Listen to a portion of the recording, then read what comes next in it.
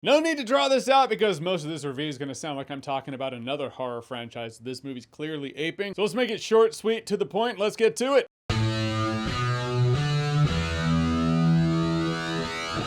So Whistle is another movie that came out this weekend. Is this how it works when the groundhog sees his shadow? It's an extra week of January movies. So Whistle's directed by Corin Hardy, director of The Nun? Okay, so here's the premise. The film stars Daphne Keane. She's a new student in a new school. She inherited her locker from another student who oddly spontaneously combusted into flame, in which in this locker is this artifact. It looks like an egg. Inside this artifact is another artifact that turns out to be an ancient Aztec death whistle. Her and her new friends all get together and they're like, hey, let's blow the whistle thing. I saw a cabin in the woods. I want to see a merman. This does not have a merman. Plus, that wasn't an ancient Aztec death whistle. It was, it was different. Can't help but think, once again, cabin in the woods.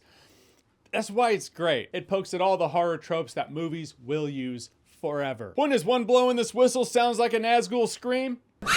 And now they're marked for death. Death is coming for them. I know what you're thinking. That sounds like dime store Final Destination. It's not. It's dollar store Final Destination. All right, 2 dimes and a nickel.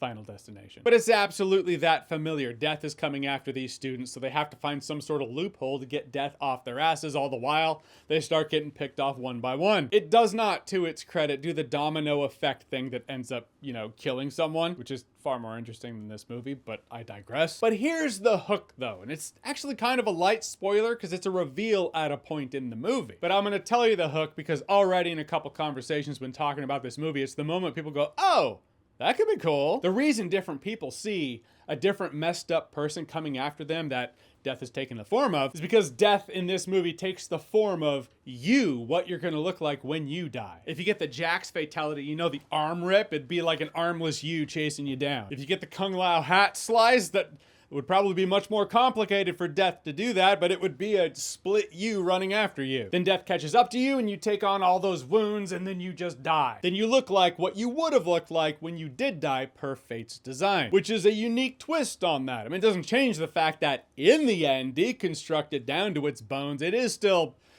yeah, it's dime store Final Destination. Taking back that extra dime and nickel. But you know me, I'm a lore fan. If there is some new twist or take on lore, there's something there for me to latch on to. I thought this movie absolutely had an interesting lore angle to it. Not taking away the fact that this movie is all sorts of cliche bullshit, that is something that made the movie kinda cool when I was watching it. A couple of the deaths I was like, alright, whatever. A couple others though, they were solid. In terms of the Gorehound cinematic experience, I was impressed. I mean, iffy CGI throughout, absolutely. And that's it, that's the movie.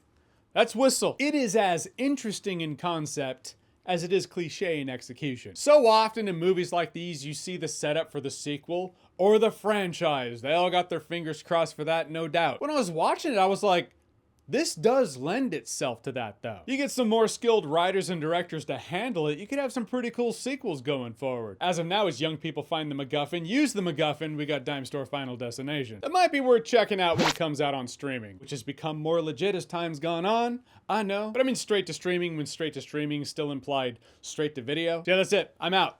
Rooting for the Seahawks. Go Hawks! Alright, so Whistle, have you seen it? What did you think about it? Or what's a cliche-ass horror movie that's still kind of fun? All of us during the Halloween binge parties with friends, we all bring our tote of our movies and we all have that one we're like, look, I don't care. Whatever it is, whatever you think, comment below, let me know. And as always, if you like what you've seen here and you want to see more, click right here to see more.